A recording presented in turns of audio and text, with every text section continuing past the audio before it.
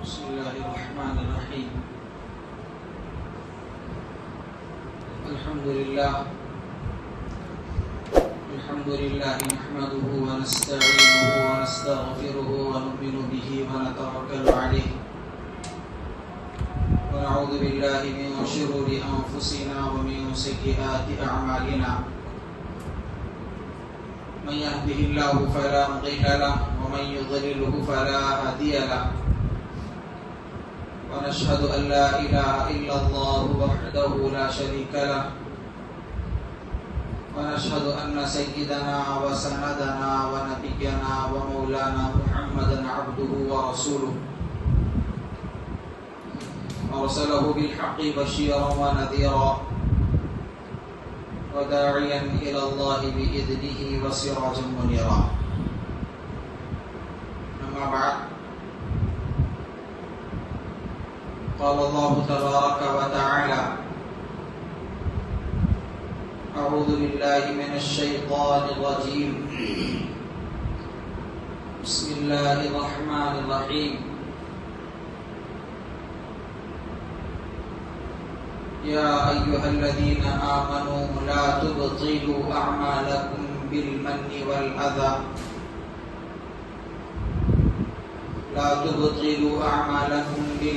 والأذى كالذي ينفق ماله رئاء الناس. صدق الله العظيم. وقال النبي صلى الله عليه وسلم: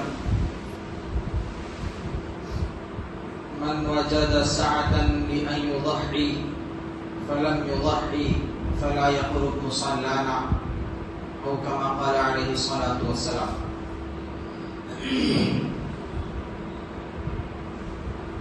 محترم بزرگوں، عزیز نوجوان ساتھیوں،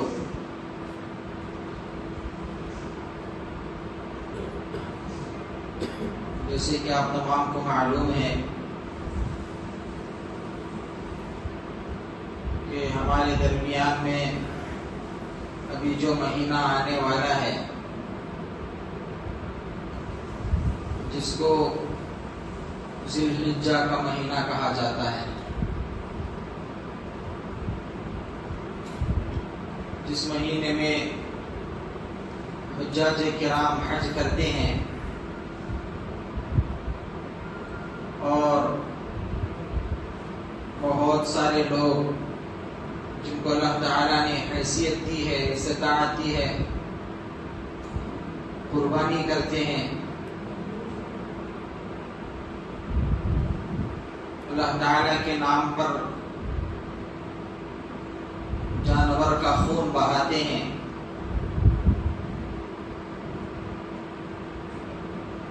الغرض، آج جو ہم کو بات سمجھنی ہے وہ یہ سمجھنی ہے کہ اللہ تعالی نے یہ جو قربانی کا حکم دیا ہے اور جانور کا خون بہانے کا جو اللہ تعالی نے حکم دیا ہے، شریعت کی نظر میں اور اللہ تعالیٰ کی نظر میں اس کی کیا حیثیت ہے.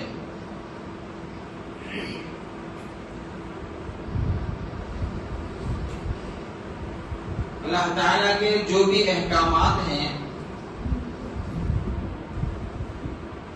وہ احکامات اللہ تعالیٰ نے بندوں کو جو بتائے ہیں، کوئی بھی حکم ہو، نماز کا ہو، روزے کا ہو، یا اسی طریقے سے بہت سارے احکامات ہیں، وہ جو احکامات اللہ تعالیٰ نے بندوں کو بتائے ہیں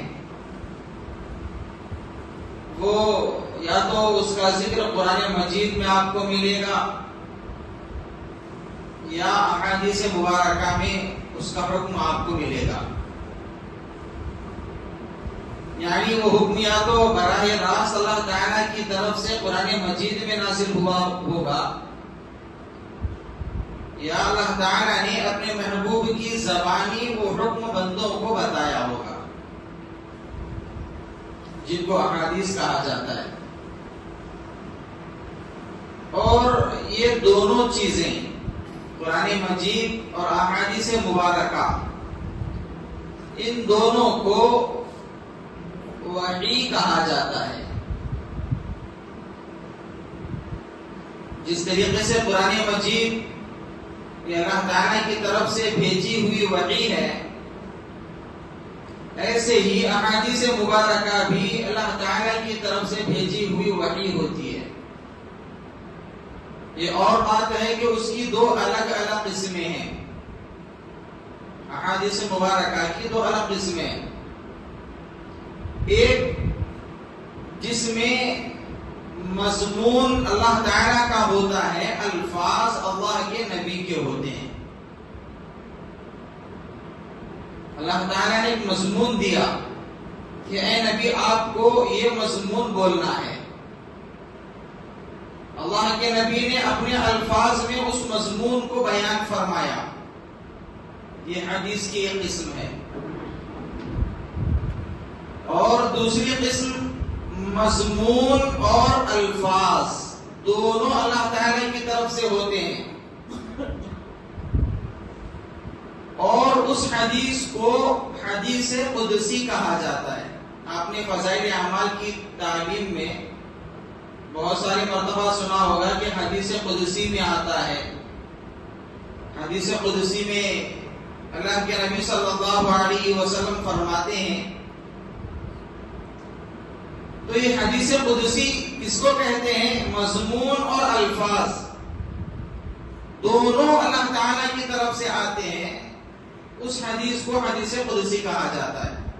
چاہے الفاظ اللہ کے نبی کے ہوں یا اللہ تعالیٰ کی طرف سے بھیجے ہوئے ہوں، دونوں حدیث کو وحی کہا جاتا ہے. الغرض اب اس وحی کے اندر اللہ تعالیٰ نے بہت سارے احکامات بیان فرمائے. آپ کو معلوم ہے کہ اللہ تعالیٰ نے زکوٰۃ کا حکم دیا ہے قرآن مجید میں، اور صاحب حیثیت کو بیت اللہ کا حج کرنے کا حکم دیا، نماز پڑھنے کا حکم دیا گیا، زکوٰۃ ادا کرنے کا حکم دیا گیا. بہت سارے احکامات ہیں. یہ جو احکامات ہیں یہ اللہ تعالیٰ نے اپنی وحی کے ذریعے بندوں تک پہنچائے ہیں. ہم کو آج جو چیز سمجھنی ہے وہ یہ سمجھنا ہے کہ وحی الہی کا درجہ ہماری زندگی میں کیا حیثیت رکھتا ہے. دیکھیں اللہ تعالیٰ نے جب انسان کو پیدا فرمایا، مجھے اور آپ کو جب اللہ تعالیٰ نے پیدا فرمایا، تو اللہ تعالیٰ نے انسان کے اندر بہت ساری خصوصیتیں رکھی ہیں، اور ان خصوصیتوں کے ساتھ ساتھ اللہ تعالیٰ نے انسان کے اندر 5 چیزیں ایسی رکھی ہیں جن کو حس کہا جاتا ہے. گویا یہ انسان کے اندر اللہ تعالیٰ نے 5 اہم صلاحیتیں رکھی، جس کی وجہ سے انسان کو عقل مند کہا جاتا ہے، سمجھدار سمجھا جاتا ہے، کامل اور مکمل انسان اس کو سمجھا جاتا ہے. اب وہ ایک ایک چیز میں آپ کے سامنے بتاؤں گا. آپ یہ غور کریں کہ اگر ان میں سے کوئی ایک چیز بھی انسان کے اندر نہ ہو، کسی ایک انسان کے اندر بھی اگر وہ چیز نہ ہو، تو آپ اپنے ذہن میں تصور کریں کہ وہ انسان کامل نہیں ہے. کچھ نہ کچھ اس کے اندر خامی ہوگی.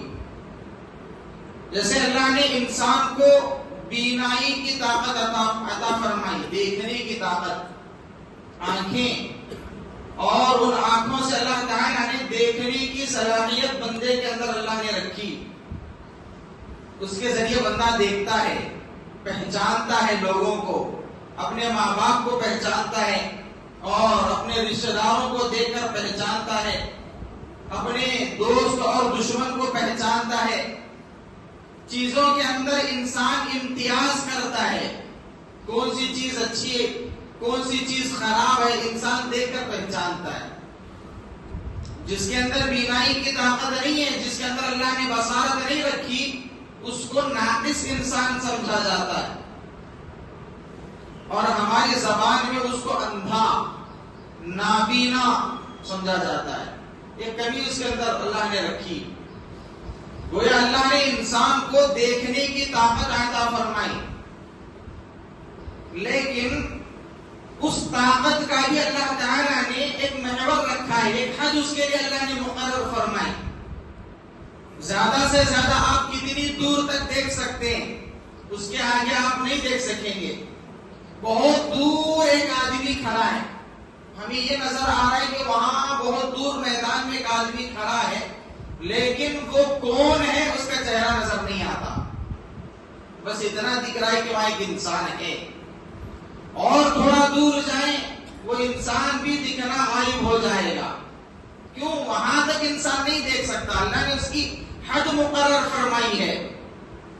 وہاں جا کر پھر انسان معذور ہو جاتا ہے، کمزور ہو جاتا ہے، عاجز ہو جاتا ہے۔ اللہ نے دیکھنے کی صلاحیت دی، دیکھنے کی طاقت دی، لیکن اللہ نے اس کے لیے حد مقرر فرمائی کہ تم یہاں تک دیکھ سکتے ہو۔ دوسری طاقت اللہ نے انسان کو دی، سننے کی، کانوں کی اللہ نے صلاحیت دی۔ انسان آواز سنتا ہے اور پہچانتا ہے کہ کون مجھے بلا رہا ہے۔ باپ کی آواز آئی، سمجھ گیا کہ میرے ابا مجھے بلا رہے ہیں، ابا آواز دے رہے ہیں، والدہ محترمہ مجھے بلا رہی ہیں، کوئی میرا نام پکار رہا ہے۔ انسان کی آواز ہے یا جانور کی آواز ہے یا پرندوں کی آواز ہے، انسان سن کر پہچانتا ہے۔ یہ سننے کی طاقت اور صلاحیت اللہ نے دی اور اس کی بھی حد مقرر فرمائی۔ بہت زیادہ زور کی آواز انسان سن نہیں سکتا، فوراً اپنے کان بند کر لے گا، کیونکہ اتنی زیادہ شدید آواز انسان کے اندر سننے کی طاقت نہیں ہے۔ اور اگر کوئی بہت ہلکی آواز میں، دھیمی آواز میں بولے تو انسان اپنا کان آگے کرتا ہے۔ کیوں؟ بالکل آہستہ والی آواز میں نہیں سن سکتا۔ معلوم ہوا کہ سننے کی طاقت اللہ نے دی لیکن حد مقرر فرمائی، اس کے آگے انسان معذور ہو جاتا ہے، عاجز ہو جاتا ہے۔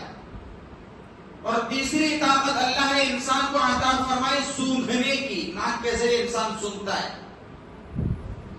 سونگ کر انسان معلوم کرتا ہے کہ یہ خوشبو ہے یا بدبو ہے، یہ اچھی خوشبو ہے یا خراب ہے۔ کھانا انسان کے سامنے آیا، لقمہ بنایا، جیسے ہی اپنے منہ کے نزدیک لے گیا اس کو معلوم ہو جاتا ہے کہ یہ کھانا تازہ ہے یا کل کا باسی ہے۔ اگر اس کے اندر کچھ خرابی ہو گئی انسان فوراً وہ لقمہ دور کر دے گا، کیوں؟ اس کے اندر سے ایک ایسی بو آ رہی ہے جس سے اسے پتا چل رہا ہے کہ اب یہ کھانا میرے لیے مناسب نہیں ہے۔ سونگنے کی طاقت اللہ نے دی، لیکن اس کے لیے اللہ نے حد مقرر فرمائی، اتنی دور کی تم سونگ سکتے ہو، اس سے زیادہ دور کی خوشبو یا بدبو تم نہیں سونگ سکتے۔ اللہ نے حد مقرر فرمائی، اس کے آگے جا کر انسان معذور ہو جاتا ہے، عاجز ہو جاتا ہے۔ چوتھی طاقت اللہ نے انسان کو عطا فرمائی چھونے کی، مس کرنے کی۔ انسان کسی چیز کو ٹچ کر کے معلوم کر سکتا ہے کہ یہ چیز نرم ہے یا سخت ہے، یہ چیز گرم ہے یا سرد ہے، انسان چھو کر معلوم کرتا ہے۔ لیکن بہت زیادہ گرم انسان نہیں پکڑ سکتا، بہت زیادہ ٹھنڈی چیز انسان نہیں پکڑ سکتا، اپنے ہاتھ کو روک لیتا ہے۔ کیوں؟ اللہ نے اس کی حد مقرر فرمائی، اس کے آگے انسان نہیں جا سکتا۔ یہ چار چیزیں ہوئی، ایک دیکھنے کی، ایک سننے کی، ایک سونگنے کی، ایک چھونے کی، اور پانچویں طاقت اللہ نے انسان کو عطا فرمائی چکھنے کی، زبان کی، ذائقہ، مزہ۔ انسان اپنے منہ میں کچھ لقمہ یا کوئی کھانے کی چیز لے کر معلوم کر لیتا ہے کہ یہ کھانا ہے یا کھٹا ہے یا میٹھا ہے۔ اس کو اللہ نے وہ طاقت اور صلاحیت دی ہے۔ آپ اگر ہماری کوئی آنکھیں بند کر دے اور ہمارے منہ میں کوئی کھانے کی چیز ڈالے اور پوچھے کہ بتاؤ بھائی اس کا مزہ کیا ہے، ہم فوراً بتا دیتے ہیں کہ میٹھا ہے یا کھانا ہے یا تیز ہے کھٹا ہے، ہم فوراً بتا دیں گے، حالانکہ اس چیز کو ہم نے اپنی آنکھوں سے نہیں دیکھا کہ کیا چیز ہمیں کھلائی جا رہی ہے، اس کے باوجود زبان کے ذریعے چکھ کر ہم معلوم کر لیتے ہیں کہ یہ چیز کا مزہ کیسا ہے۔ لیکن اس کی بھی ایک اللہ نے حد مقرر فرمائی، اس کے بھی اللہ نے اس کے لیے ایک آگ رکھی ہے کہ تم یہاں تک مزہ معلوم کر سکتے ہو، اس کے آگے نہیں جا سکتے۔ معلوم ہوا کہ جو طاقت اور صلاحیت اللہ نے انسان کو دی ہے اس کے حد اللہ نے مقرر فرمائی۔ کوئی انسان ان 5 طاقتوں کو لے کر یہ دعویٰ نہیں کر سکتا کہ میں دنیا کا سب سے عظیم انسان ہوں، اس کی اللہ نے ضرور حد مقرر فرمائی ہے۔ اچھا، جب یہ 5 طاقتیں عاجز ہو جاتی ہیں، جب یہ 5 صلاحیتیں انسان کی کام کرنے سے معذور ہو جاتی ہیں، اپنی صلاحیت سے انسان عاجز آ جاتا ہے، تو آگے کی رہنمائی کے لیے اللہ نے انسان کو عقل کی صلاحیت عطا فرمائی۔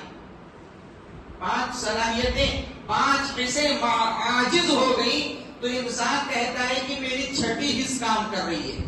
وہ چھٹی حص کیا ہے؟ انسان کی عقل ہے۔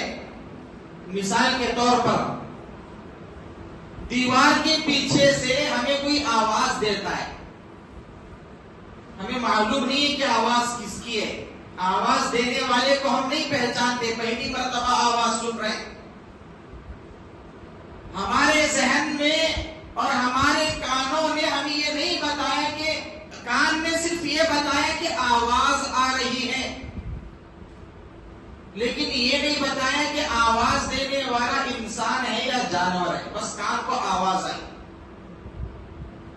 اب عقل بتاتی ہے، جب کان کی صلاحیت ختم ہو گئی، عاجز آ گئی، اب عقل بتاتی ہے کہ بھائی آواز دینے والا انسان ہے۔ ہمیں کبھی کبھی فون آتا ہے، فون اٹھاتے ہیں، السلام علیکم، وعلیکم السلام، کیا آپ نے ہمیں پہچان لیا؟ آواز تو آ رہی ہے کہ انسان بات کر رہا ہے، لیکن سمجھ میں نہیں آ رہا ہے کہ کون بات کر رہا ہے۔ ہم اپنا ذہن دوڑاتے ہیں کہ بھئی یہ آواز میں نے کہیں سنی ہے، یہ آواز کبھی میں نے سنی ہے اس سے پہلے، حالانکہ فون میں بات کرنے والا نظر نہیں آ رہا ہے۔ آواز تو آ گئی کہ انسان بات کر رہا ہے، لیکن کون ہے؟ عقل وہاں کام کر رہی ہے۔ یہ عقل کی طاقت اللہ نے انسان کو عطا فرمائی، لیکن اس کی بھی اللہ نے حد مقرر فرمائی ہے کہ تم یہاں تک سوچ سکتے ہو۔ اور جب انسان کی عقل بھی کام کرنے سے عاجز آ جاتی ہے تو آگے کی رہنمائی کے لیے اللہ نے انسان کو وحی عطا فرمائی کہ اب یہاں تک تمہاری صلاحیت ختم، تمہارے حواس سے خمسہ عاجز آ گئے، اس کے آگے تم نے اپنی عقل دوڑائی کہ ہم اور آگے جائیں گے، عقل نے کام کرنے سے عاجزی ظاہر کر دی کہ اب میں اور آگے نہیں جا سکتی، تو آگے کی رہنمائی کے لیے اللہ نے انسان کو وحی کی طاقت عطا فرمائی۔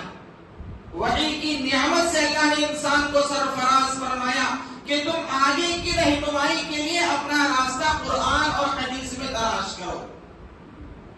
جب ہمیں یہ سمجھ میں آ گیا کہ وحی ہماری عقل سے اوپر کی چیز ہے، وحی کے احکامات ہماری عقل کے برابر کے نہیں، ہماری عقل سے اوپر کی چیزیں ہیں، قرآن مجید کے احکامات اور احادیث مبارکہ کے احکامات ہماری عقل جب معذور ہو گئی، مجبور ہو گئی، عاجز آ گئی، تو اس کے آگے کے لیے اللہ نے وحی عطا فرمائی ہے۔ تو اب ہم میں سے کچھ لوگ، کچھ انسان جن کو آپ بے وقوف بھی کہہ سکتے ہیں، پوری اجازت ہے، ویسے کچھ انسان قرآن مجید کے احکامات کو لے کر اس پر اعتراض کرتے ہیں کہ یہ چیز ہماری عقل میں نہیں آ رہی، آ بھی کیسے سکتی ہے؟ جب تمہاری عقل عاجز آ چکی ہے، اس وقت اللہ نے وہ حکم دیا ہے کہ تم اب اس پر چلو۔ ہمیں پہلے سے ہی معلوم ہے کہ بھائی تمہاری عقل میں وہ نہیں آ سکتی، تمہاری کیا وہ چیز ہماری عقل میں بھی نہیں آ سکتی. اسی لیے تو اللہ نے قرآن مجید اور احادیث مبارکہ دیے ہیں. اب کچھ لوگ جیسے ہی بقرعید کا موقع آتا ہے، کچھ لوگوں کے ذہن میں یہ اعتراضات گردش کرنے لگتے ہیں کہ بھائی 15,000 20,000 25,000 30,000 کا جانور ذبح کرنے کے بجائے اور اس جانور کی جان ختم کرنے کے بجائے اتنی رقم میں کسی غریب کو دے دوں تو کیا مجھے ثواب نہیں ملے گا؟ اب آپ خود فیصلہ کریں کہ قربانی کرنے کا حکم وحی میں ہے، قرآن مجید میں ہے. اور قرآن مجید اس وقت نازل ہوا ہے جب انسان کی عقل بیٹھ چکی ہے معذور ہو کر. اب اس حکم کو میں اپنی عقل کے ترازو میں تولوں گا تو وہ ترازو جھکے گا جہنم کے گڑھے میں، انسان کو سیدھے راستے کی طرف نہیں لے جائے گا. یہ ہمیں سمجھنے کی ضرورت ہے کہ یہ جو قرآن مجید اتنی عظیم نعمت اللہ نے دی ہے، یہ اس کو ہم اپنی عقل کے مطابق سوچنے لگے، یہ بے وقوفی کے علاوہ اور کچھ نہیں ہے. کیونکہ میں نے پہلے ہی تسلیم کر لیا ہے کہ اے اللہ، جتنی طاقت اور صلاحیت آپ نے میرے اندر رکھی تھی میں نے پوری استعمال کر لی، لیکن مجھے آپ تک پہنچنے کے لیے اور آگے کا راستہ طے کرنا ہے. مجھے راستہ نظر نہیں آ رہا ہے، اب میں کیا کروں؟ اللہ نے حکم دیا یہ کر، اب مجھے خاموشی سے کرنا ہے. اب وہ حکم کو لے کر اللہ نے مجھے یہ حکم دیا ہے، یہ حکم صحیح ہے یا نہیں ہے، سوچنے والا اور کرنے والا میں کون ہو سکتا ہوں؟ جب اللہ نے حکم دیا کہ تم پر روزے فرض کیے گئے ہیں، گویا میں نے اپنی زبان حال سے کہہ دیا کہ اے اللہ، میں نے اپنی پوری صلاحیت لگا دی، اپنی پوری عقل لگا دی، اپنی زندگی لگا دی آپ تک پہنچنے کے لیے. کچھ قدم تو میں چلا، آگے اور مجھے جانا ہے، راستہ نظر نہیں آ رہا ہے، میں کیا کروں؟ اللہ نے کہا روزے رکھ، خاموشی سے رکھنا ہے، اپنی عقل نہیں دوڑانی ہے. بہت سارے لوگ اعتراض کرتے ہیں کہ بھئی روزہ رکھنے سے کیا فائدہ ہے، 14-15 گھنٹے تک بھوکا رکھا جا رہا ہے، کیا اللہ کے خزانے میں غذا کی کمی ہو گئی؟ ایسے بھی لوگ دنیا میں. جب زکات دی جاتی ہے، اللہ کے نبی صلی اللہ علیہ وسلم کے زمانے میں جب زکات کا حکم نازل ہوا تو لوگوں نے یہ مذاق اڑانا شروع کر دیا کہ لگتا ہے نعوذ باللہ مسلمانوں کا خدا اب غریب ہو گیا ہے، لوگوں سے پیسہ مانگ رہا ہے. ایسے بھی لوگ دنیا میں پیدا ہوئے اور آج بھی پیدا ہو رہے ہیں. یہ کہتے ہیں کہ بھئی یہ قربانی کرنے کی ضرورت کیا ہے، بلا وجہ جانور کی جان ختم کی جا رہی ہے، دیکھنے میں نظر آ رہا ہے کہ خون بہایا جا رہا ہے. یقیناً تم دیکھ رہے ہو، سمجھ رہے ہو، لیکن جب قرآن مجید کا حکم آ گیا اب تم اپنی عقل وہاں نہیں دوڑا سکتے، خاموشی سے اس پر عمل کرنا ہے. تب جا کر انسان ترقی کے منازل طے کرتا ہے. جب ہمیں یہ بات معلوم ہو گئی کہ قربانی کرنا یہ اللہ تعالیٰ کا حکم ہے اور اتنا عظیم حکم ہے اور اتنا محترم بھی شان حکم ہے، اللہ کے نبی نے فرمایا کہ تم میں سے جو بندہ جس کو اللہ نے صلاحیت دی ہے، استطاعت دی ہے، قربانی کر سکتا ہے، فلم یضحی، اس کے باوجود بھی وہ اگر قربانی نہیں کرتا کتنا بڑا گنہگار ہوگا، کتنا بڑا اللہ تعالیٰ اسے کتنا ناراض ہوں گے. اللہ کے نبی نے فرمایا فلا یقرب مصلانا، وہ بندہ عید کے دن ہمارے عیدگاہ کو بھی نہ آئے. جیسے اگر ہم کسی سے ناراض ہو جاتے ہیں، کسی سے ہمارا دل کھٹا ہو جاتا ہے، کسی سے ہم ناراض ہو جاتے ہیں تو ہم اس سے کہتے ہیں کہ بھائی آج کے بعد تو میرے سامنے نہیں آنا، آج کے بعد تو ہمارے گھر میں قدم نہیں رکھنا. کیوں؟ دل ناراض ہو گیا ہے. ایسے ہی اللہ کے نبی فرما رہے ہیں کہ تم صلاحیت رکھنے کے باوجود اگر قربانی نہیں کر رہے ہو فلا یقرب مصلانا، تم ہمارے عیدگاہ بھی مت آؤ جہاں پورے مسلمان مل کر اللہ کی عبادت کر رہے ہیں، اللہ تعالیٰ کو منا رہے ہیں، اللہ تعالیٰ کے سامنے جم غفیر سجدہ کر رہا ہے، تم مت آؤ. کیوں؟ کیونکہ کیونکہ تم نے خدا کے حکموں کو چھوڑ دیا ہے. اللہ تعالیٰ نے جو ایک عظیم حکم دیا تھا قربانی کا، تم نے وہ عمل نہیں کیا، لہٰذا تم ہمارے عیدگاہ بھی مت آنا. کتنا عظیم حکم اللہ تعالیٰ کی طرف سے ہوگا، ہمیں سمجھنے کی ضرورت ہے. اچھا، جب ہم قربانی کر رہے ہیں، بہت سارے لوگ ماشاءاللہ قربانی کرتے ہیں، جانور ذبح کرتے ہیں، بہت اچھی بات ہے. دعا بھی کریں کہ اللہ تعالیٰ تمام کی قربانیوں کو قبول فرمائے. لیکن انسان ہونے کے ناطے، بشر ہونے کے ناطے انسان کے پیچھے دو چیزیں لگی ہوئی ہیں. دو دشمن انسان کے ہمیشہ انسان کے ساتھ رہتے ہیں، پیدا ہونے سے لے کر مرنے تک. دو چیزیں ہیں جو ہمیشہ انسان کے ساتھ لگی رہتی ہیں. ان میں سے ایک چیز تو ہمیشہ دشمن رہتی ہے اور ایک چیز بدلتی رہتی ہے. اس کی تفصیل میں مجھے جانا نہیں ہے. ایک ہے شیطان، دوسرا ہے نفس. نفس کی 3 قسمیں مفسرین نے بتائی ہیں. ایک ہے نفس امارہ، دوسرا ہے نفس لوامہ، تیسرا ہے نفس مطمئنہ. قرآن مجید میں اس کا ذکر ہے، وقت نہیں ہے لہٰذا اس کی تفصیل میں جانا نہیں چاہتا. 2 چیزیں ہیں، ایک ہے شیطان، دوسرا ہے نفس. ہمیشہ انسان کے پیچھے لگا رہتا ہے، انسان کو ٹوکتے رہتے ہیں پیدا ہونے سے لے کر مرنے تک. آپ نے حضرت امام احمد بن حنبل رحمۃ اللہ علیہ کا غالباً واقعہ سنا ہوگا. نزاع کی حالت طاری ہے، انتقال ہونے والا ہے، بے ہوشی طاری ہوتی ہے. جب ہوش میں آتے ہیں تو اپنی زبان سے کہتے ہیں ابھی نہیں، ابھی نہیں. امام احمد بن حنبل، غالباً حضرت امام احمد بن حنبل کا واقعہ.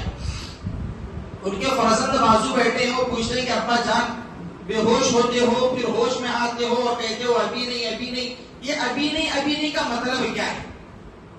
تو حضرت کہتے ہیں کہ بیٹا ابھی میرا انتقال ہونے والا ہے اور شیطان میرے سامنے کھڑا ہے، میں اسے دیکھ رہا ہوں، اور شیطان اپنا ہاتھ مسلتے ہوئے افسوس کے ساتھ کہہ رہا ہے کہ احمد تو میرے ہاتھ سے بچ گیا، تو میرے ہاتھ سے بچ گیا، میں تجھے نہیں بہکا سکا، میں تجھے غلط راستے پر نہیں ڈال سکا.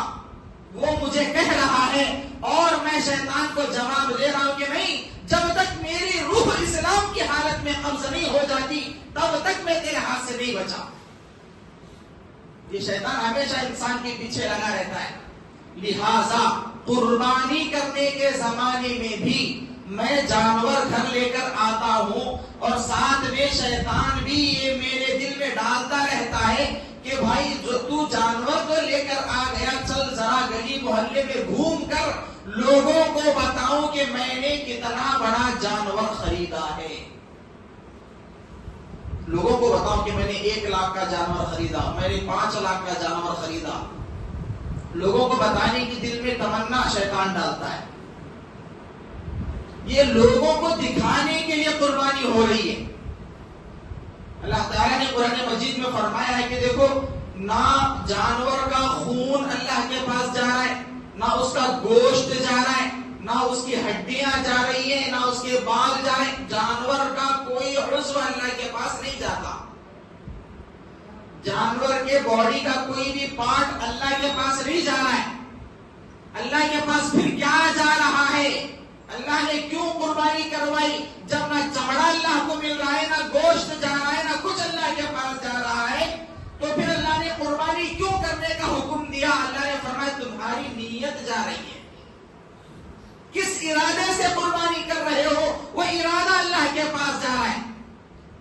تم جانور ذبح کرو گے، گوشت غریبوں میں، رشتہ داروں میں تقسیم کرو گے، جس کو اللہ کے پاس بھیجنا ہے پہلے اس کو درست کرو، اس کو صحیح اور اس کی نیت صحیح درست کر لو. اس لیے کہ اللہ تعالیٰ نے قرآن مجید میں فرمایا ہے یا ایھا الذین آمنوا لا تبطلوا اعمالکم بالمن والاذی. اے لوگوں، اپنے نیک اعمال کو ضائع نہ کرو، تکلیف دے کر اور احسان جتا کر. یہ تکلیف دے کر اور احسان جتا کر اپنے اعمال کو ضائع نہ کرو. اس آدمی کی طرح اعمال ضائع نہ کرو جو آدمی پہلے سے اعمال ضائع کر چکا ہے. کس وجہ سے؟ ينفق مالہ رئاء الناس، جو لوگوں کو دکھانے کے لیے پیسہ خرچ کرتا ہے. میں 1 لاکھ روپے کا جانور لا رہا ہوں اور پورے شہر میں وہ اعلان کروا رہا ہوں کہ میں نے 1 تاکہ لوگ واہ کریں. اللہ فرمائے یہ بندہ تو پہلے سے ہی جا چکا ہے. دکھانے کے لیے مال خرچ کر رہا ہے, کیا ضرورت ہے دکھانے کی؟ یہ ہمیں پہلے نیت درست کرنے کی ضرورت ہے. اس لیے کہ جب آپ بخاری شریف کھولیں گے, بخاری شریف کتنی عظیم حدیث کی کتاب ہے, اصح الکتاب بعد کتاب اللہ تعالی, قرآن مجید کے بعد سب سے عظیم کتاب جس کو کہا جاتا ہے بخاری شریف. اس کو آپ جب کھولیں گے, پہلی حدیث پر جو آپ کی نظر پڑے گی, بخاری شریف کے 30 پارے ہیں, جیسے قرآن مجید کے 30 پارے ہیں, بخاری شریف کے بھی 30 پارے بنائے گئے ہیں. پہلی حدیث, پھر آخری حدیث, درمیان میں بہت سارے احکامات ہیں, بہت سارے مسائل بتائے گئے, بہت ساری چیزوں کا حکم دیا گیا, بہت ساری چیزوں سے روکا گیا, بہت سارے احکامات ہیں. لیکن سب سے پہلی جو حدیث ہے وہ لا کر لوگوں کو بتایا گیا کہ بھئی آگے بہت سارے احکامات آئیں گے, ان احکامات کو پڑھنے اور عمل کرنے سے پہلے اپنی نیت درست کر لو. بتایا انما الاعمال بالنیات, سوچ لو اور سمجھ لو کہ جو بھی عمل کرو گے اس کا ثواب اگر چاہتے ہو تو نیت کو درست کرو. آگے نماز کا حکم آئے گا, روزے کا آئے گا, حج کا آئے گا, اور پاکی ناپاکی کے مسائل آئیں گے, بہت سارے احکامات آئیں گے. ان کا اگر تم کو ثواب اگر لینا ہے, انما الاعمال بالنیات, نیتوں کو درست کر لو. اس چیز کا ہمیں خیال رکھنا ہے. اور دوسری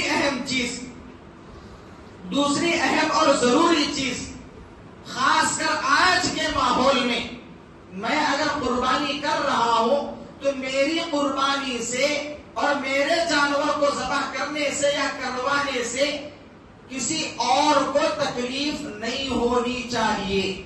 میں کسی کو تکلیف نہیں دے سکتا, چاہے وہ مسلمان ہو یا غیر ہو. مجھے میرے خدا کو دکھانے کے لیے قربانی کرنا ہے, لوگوں کو دکھانے کے لیے نہیں. اگر میں جانور ذبح کر رہا ہوں تو نہ اس کے خون سے کسی کو تکلیف ہوگی, نہ اس کی غلاظت سے کسی کو تکلیف ہوگی. اللہ کے نبی صلی اللہ علیہ وسلم نے فرمایا المسلم من سلم المسلمون من لسانه ويده, بہت مشہور حدیث ہے. آپ ذرا اس حدیث کی گہرائی میں جانے کی کوشش کریں. اللہ کے نبی نے فرمایا حقیقی معنوں میں مسلمان, صحیح معنوں میں مسلمان وہ بندہ ہے جس کی زبان اور ہاتھ سے دوسرا مسلمان محفوظ رہے. مسلمان کی زبان اور ہاتھ سے دوسرا مسلمان محفوظ رہے. جب مسلمان سے مسلمان محفوظ رہے گا تو باقی لوگ کیا کریں؟ ذہن میں سوال پیدا ہوتا ہے. اس کا جواب محدثین نے یہ دیا ہے کہ بھائی مسلمان کے معاملات اکثر مسلمان کے ساتھ ہوتے ہیں. مسلمان کا پڑوسی اکثر مسلمان ہوتا ہے, مسلمان کی دوستی اکثر مسلمان سے ہوتی ہے, مسلمان کا کاروباری تعلق اکثر مسلمانوں سے ہوتا ہے.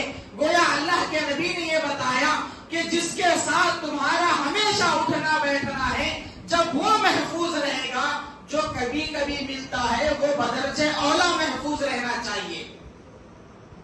جس کے ساتھ ہماری دوستی نہیں اس کو ہم زیادہ محفوظ رکھیں, جس کے ساتھ ہمارا تعلق نہیں اس کو ہم زیادہ محفوظ رکھیں. جس طریقے سے ہم مسلمان بھائی کو محفوظ رکھ رہے ہیں, غیر بھائی اس سے زیادہ اس بات کا تقاضا کرتے ہیں کہ ہم ان کو محفوظ رکھیں.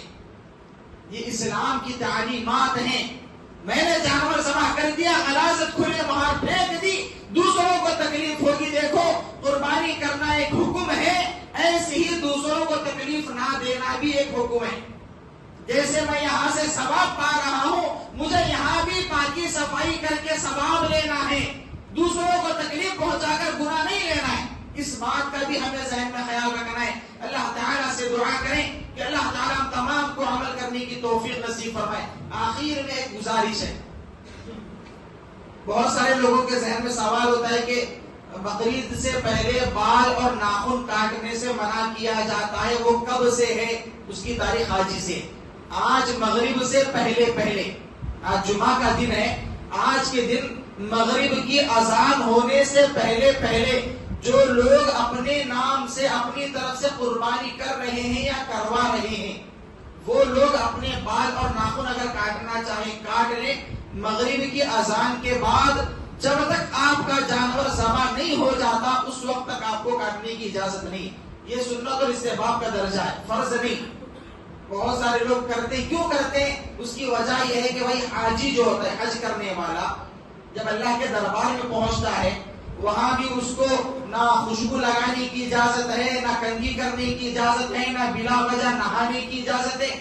گویا اس کو یہ بتانا ہوتا ہے کہ میں اللہ کی محبت میں اتنا ڈوب چکا ہوں، نہ مجھے میرے خوشبو کی فکر ہے، نہ بالوں کی فکر ہے، پراگندہ بال ہے، کپڑے میلے کچیلے ہیں، مجھے اپنی ذات کی فکر نہیں، مجھے بس اللہ کو پانا ہے۔ ان کی جیسی مشابہت بنانے کے لیے حکم دیا گیا ہے۔ لہٰذا اگر کوئی صاحب اس پر عمل کرنا چاہتے ہیں، آج مغرب کی اذان سے پہلے اپنے بال ہیں، اپنے ناخن ہیں، وہ اگر تراشنا اور کٹوانا چاہتے تو اس کی اجازت ہے، کاٹ لیں۔ مغرب کے بعد سے جانور ذبح ہونے تک نہیں کاٹ سکتے۔ یہ ایک حکم آپ کو بتانا تھا۔ اللہ تعالیٰ سے دعا کریں کہ اللہ تعالیٰ ہم تمام کو عمل کرنے کی توفیق نصیب فرمائے۔ وآخر دعوانا ان الحمد للہ رب العالمین۔